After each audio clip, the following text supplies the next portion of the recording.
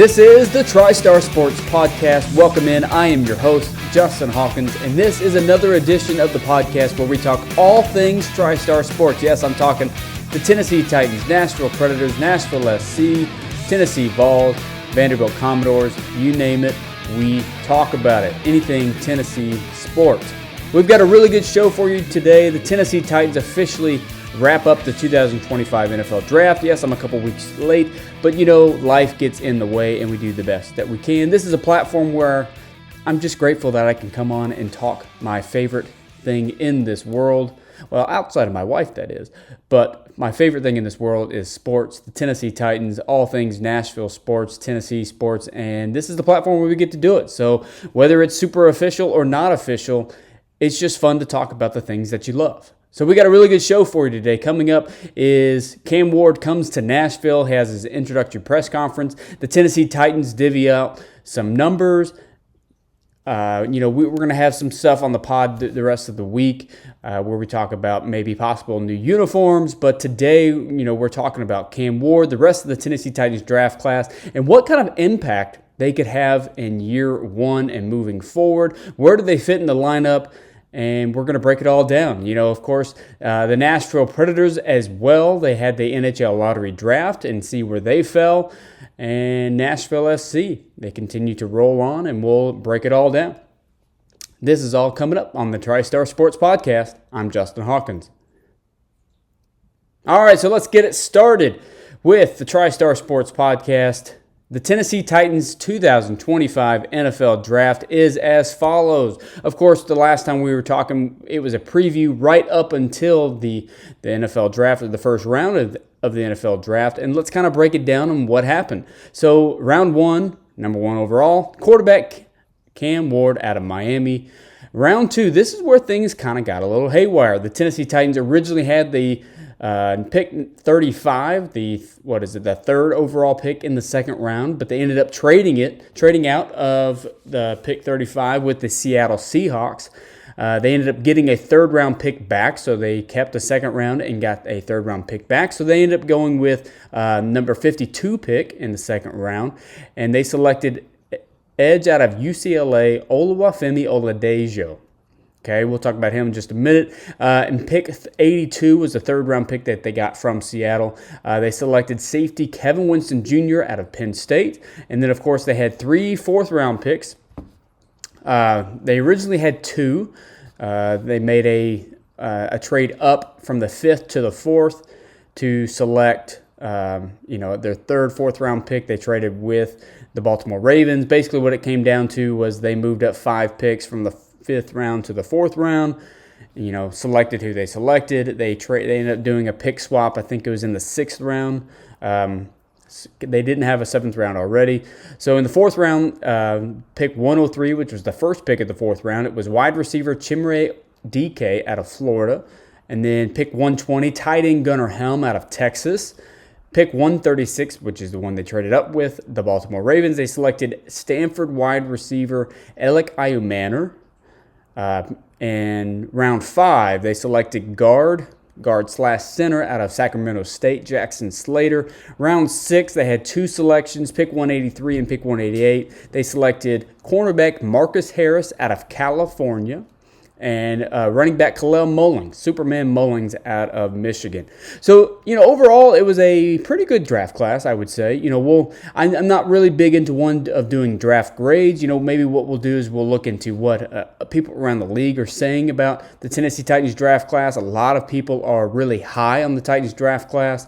It was a little bit confusing, I'm not going to lie. One thing that we talked about before is on the last podcast is, what kind of options could you have in round 2, considering that Cam Ward was the foregone conclusion. Of course, he was the number 1 overall pick. How do you set Cam Ward up for success? And you need weapons. In the NFL, you need a quarterback and his weapons. You already have Calvin Ridley. They signed Tyler Lockett this offseason. What was it, about a week before the draft or the week of the draft?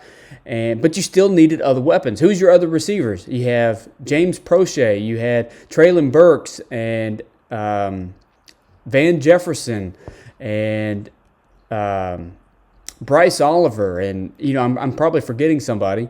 No more Nick Westbrook-Akine, but you have a bunch of nobodies. Really, you've got Calvin Ridley, who's not necessarily a wide receiver 1 in the NFL, but he's your wide receiver 1. He's probably a solid 1B, in the NFL. You're a good wide receiver 2 that you'd love to have, but in the Tennessee Titans uniform, he is your wide receiver 1.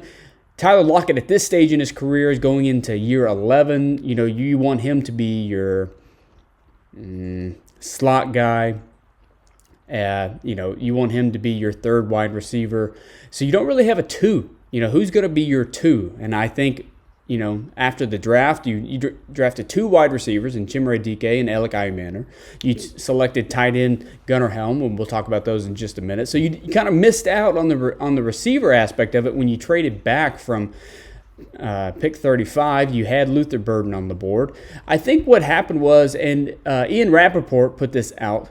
So according to Ian Rappaport, the night of the draft for round 2, when it was underway, both the Titans and the Raiders pretty much immediately traded out of their second-round pick to trade back after the Houston Texans, one pick before the draft, or one pick before the Titans selected, that they drafted Jaden Higgins, the Iowa State wide receiver.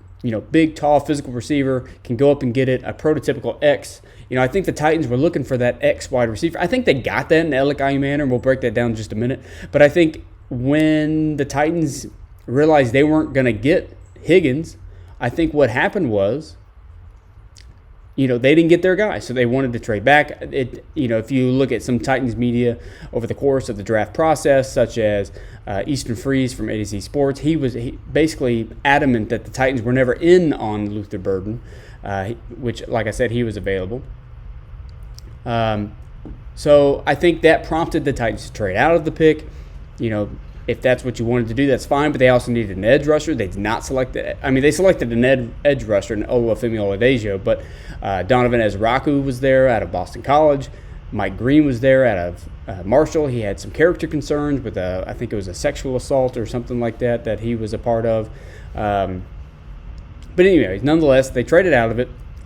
They ended up going with Olufemi Oladejo, who turns out that he's kind of more of your prototypical raw prospect. It's a guy with a lot of upside, but he doesn't necessarily have the tools and traits at the moment. He just has what could be. So the Titans at edge is very minimal. Okay, you get rid of Harold Landry in the offseason. He ends up signing a contract in New England to reunite with Mike Vrabel. So at edge rush, you have Arden Key. You've got Draymond Jones and why is the other guy never in my head?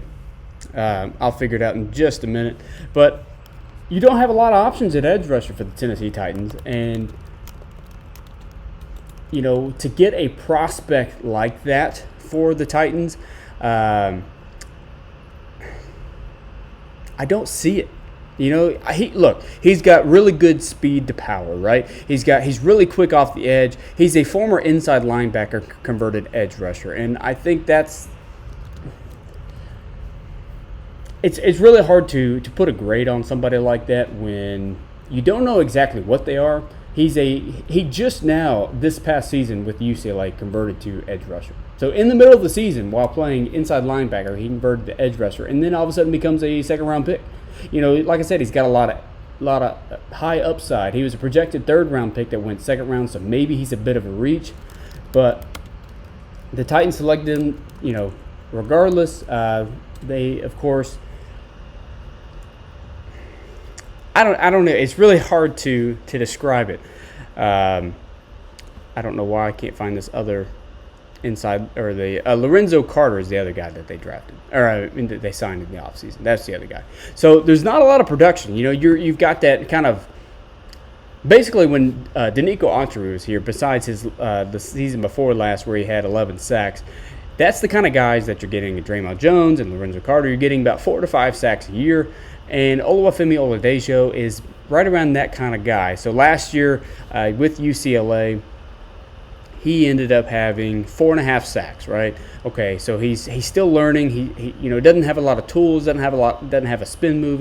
His basically biggest move is speed off the edge and speed to power, pushing the lineman back. And so I think the Titans are really just drafting off projection at that point. So with the 82nd pick in round 3, the Titans ended up get Kevin Winston Jr. Now, Kevin Winston Jr. is also kind of one of those prospects that you're grading on as what he could do in the future, right? So Kevin Winston Jr. played 3 years at Penn State. A very physical, hard-nosed safety last year, the year prior, literally missed 0 tackles. So it's a guy that you're bringing in, veteran presence, as far as college goes, right? He played 3 years. A guy that's a good starter and, very physical. He's kind of – so imagine this. Denard Wilson comes from the Baltimore Ravens line of tree, right? And, in that tree, they drafted a guy out of Notre Dame, Kyle Hamilton. Kyle Hamilton is a very tall, lengthy receiver, or safety. He's a tall, lengthy, receiver. Tall, lengthy safety. Has a really good point of attack. Knows how to find the football, knows how to break it up. Good tackler, hard physical guy. And that's pretty much what Kevin Winston is. He's tall, lengthy safety. I'll find his measurables. I think he's 6'2". He's got a really big arm span.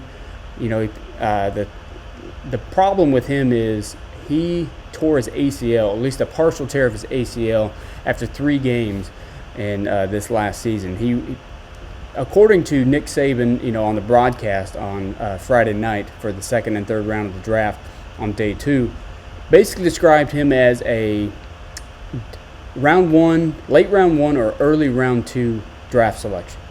So I think what the Titans are doing with this one is they're not reaching on him, but it's more of a projection on how well he recovers from injury, right? So the Titans have prided themselves on a couple things, is health, so health and availability, how physical they are, their size and their speed. Kevin Winston is that kind of guy except for the health and availability. Okay, he has one questionable concern, which is that ACL. You may give him 1 year to kind of sit behind Amani Hooker, Mike Brown, and just kind of play in the wings of the third guy, play in that third rotation, maybe play some special teams for a year, and then let the Titans decide what they want to do with Amani Hooker, Mike Brown next year, and then slot in Kevin Winston as your starter the following year. So I think he's got a lot of upside. He's got a lot of traits that you love to see, right?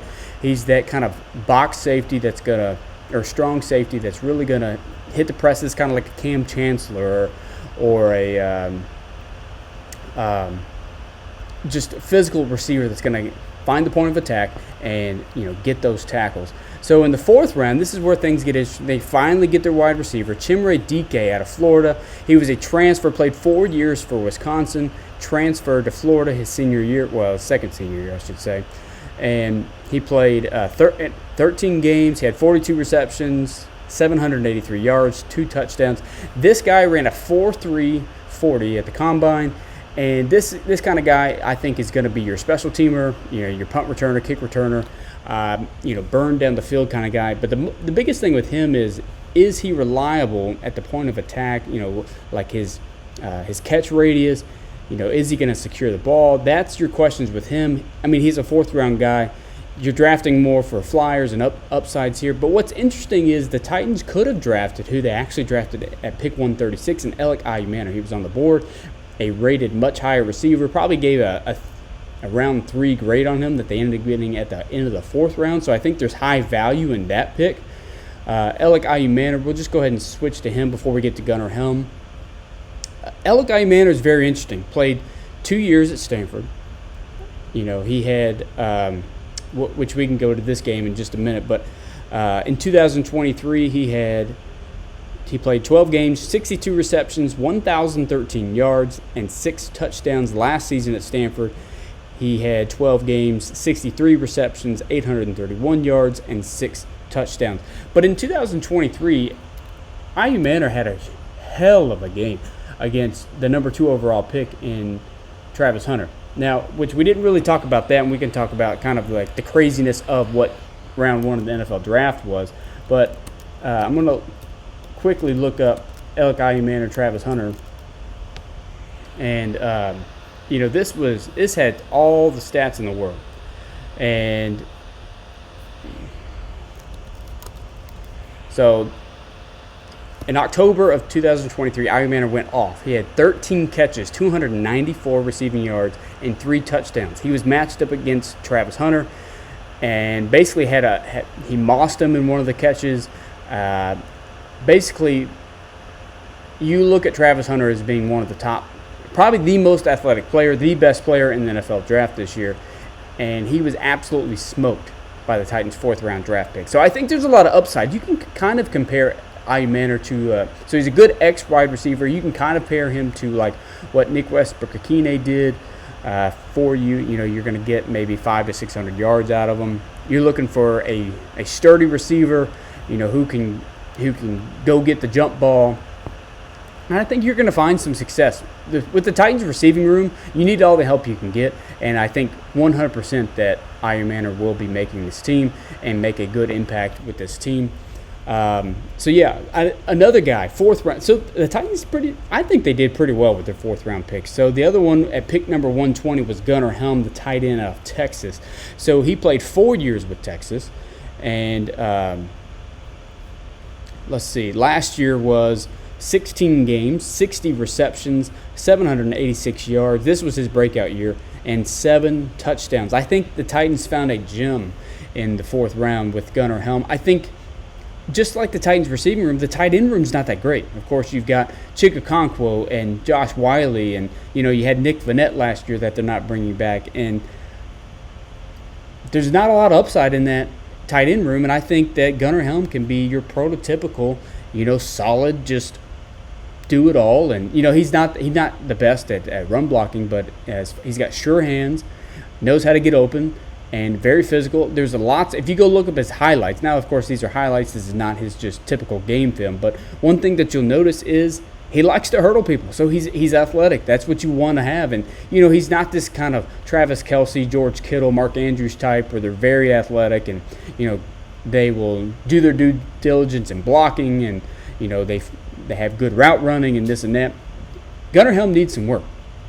But he's tall, 6'5". He's physical. And he's athletic, and I think and he's got sure hands, and I think that's what you need in the tight end, and that's what you don't have. Josh Wiley, while he's tall, I think is at 6'7", just very inconsistent.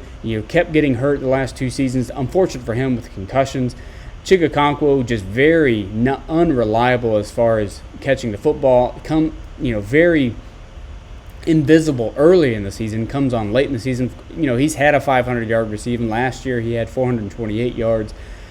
Just not what you want at the tight end position. You need a guy that can get you like 786 yards. That is a good number for a tight end. If a rookie tight end can come in and get you 600 to 700 yards his rookie season, that's a lot to build off of. I'm not saying that's what Gunnar Helm can do, but I think Gunnar Helm by the end of this season can find his way as tight end 1 for this Tennessee Titans team. Now in the 6th round, or the 5th and 6th round, the Titans get a really good, solid offensive guard / center in Jackson Slater. He's a guy that's very versatile, and he can probably be your backup center this year. Of course, you've got Lloyd Cushenberry. He's going to be on IR or the PUP to start the season until he recovers from his Achilles tear that he had last season. And then you kept, your I can't remember who the center is, but they kept him. So I think Jackson Slater's got a really good chance to be a solid backup and, maybe move into that starter center role in maybe a couple of years, like once Lloyd Cushenberry's contract's up and stuff like that. So I think that was a really good get. And I think that, in round 6, these are when you're starting to take the flyers, right? Marcus Harris out of California, a guy that transferred from Idaho to Cal, and, probably more of your special teams guy. He's small. I think he's about 5'9", 5'10". Not a guy that's probably going to get some starting reps. I think he's going to be a backup. Your second or third backup there at cornerback play, special teams roles, your gunners, kind of thing like that. Now, this pick is very interesting. Kalel Mollings out of Michigan. I think this could be turned into what you wanted out of Julius Chestnut, right? I think that Kalel Mollings, he played 1 season, at running back. He's a linebacker, converted running back. And, I think I think you found a guy that can be really good at special teams. You used to have Hassan Haskins, who was really good at the special teams. Obviously, the Titans didn't renew him, and they let him go. And, he signed, I think, with the Chargers last year. But, look, he played 3 years for Michigan at linebacker, okay? 2021, he played in 13 games. And he had 5 solo tackles, 7 assists, 12 combos. In 2022, he had basically the same thing. Now, this is where he kind of switched. In 2022, he played in 12 games, had 14 rush attempts for 31 yards. So now he's playing that kind of combo. We're trying to figure out, are you a linebacker or are you a running back? And then in 2024, he broke out, right? Let's see what he did. 12 games, 185 attempts, 948 yards, 12 touchdowns. This guy has a lot of physicality to him. He's a very big back, 6'1", 236 pounds. Khalil Mullings, Superman Mullings as they call him because his name stems from Superman, Kal-El, if that rings a bell to all the DC fans out there. Khalil Mullings is a really good get, a guy that's going to be great physical on special teams, and I think he can take over that third running back role. The goal-to-goal situations, pound it in for the touchdown. I think you're going to see Khalil Mullings make instant impact this year. So that's the Tennessee Titans draft picks. UDFAs, they're not officially announced, which the Tennessee Titans, their rookie camp starts, Friday, I believe, May 9th. So I think, they haven't fully announced them, but one guy to, of course, note is Cam Ward is getting his guy, Xavier Restrepo, from Miami. A guy that, in my opinion, was very strange that he went undrafted, but of course he had the famous, or maybe infamous, 4.8 40-yard dash at his pro day. And things kind of went downhill from there. He said that he had, some soft tissue injuries that he was dealing with. He wasn't able to run his fullest. I think his game tape should outweigh his combine tape, if that makes sense. It's hard to say that just because you run a 4.8, it should take you undrafted. But, of course, teams, they have their reasons. They do their due diligence and figure out why the guy. But, let's look at his stats. He played, 5 years at Miami, had a redshirt freshman year. The last 2 seasons, over 1,000 yards. 2023, 13 games, 85 receptions, 1,092 yards, 6 touchdowns. And last year, this season was with Cam Ward. He had 12 games, 69 receptions, 1,127 yards, and 11 touchdowns. Cam Ward's getting his guy, his slot guy, a guy that he knows where he's at all times, can find him when he gets open. I think the Titans have found a gem, and I do believe, even though Restrepo is a undrafted free agent, I think Restrepo will be making this team. Again, who else do the Titans have to throw to currently?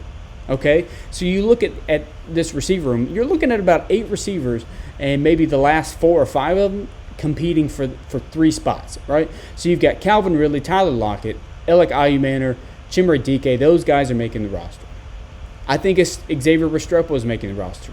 The Titans need to decide on what they're going to do with Treylon Burks. They did not pick up his 5th-year option. So what are they going to do with Treylon Burks? Okay, he's going to be competing for that 4th, 5th, 6th, 7th spot, however many the Titans decide to get. James Prochet is going to be there, a special teams guy, probably not making the roster. Van Jefferson, they signed him for $1 million or just over $1 million for a 1-year contract in the offseason. He may not be making the roster. I think the Titans can do better with the 2 rookies they had, plus Xavier Restrepo. You mix in Treylon Burks because I think you just have to unless you cut him or trade him, depending on what offers you filled for him. And then, of course, your prototypical Calvin Ridley, Tyler Lockett.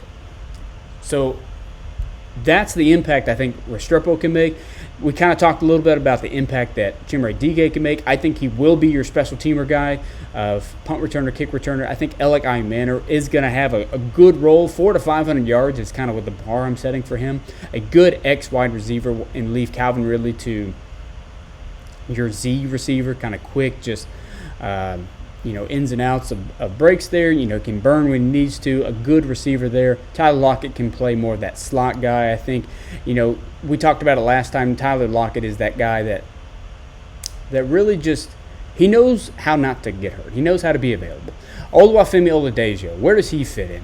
I think Femi fits in. He's got to play, right?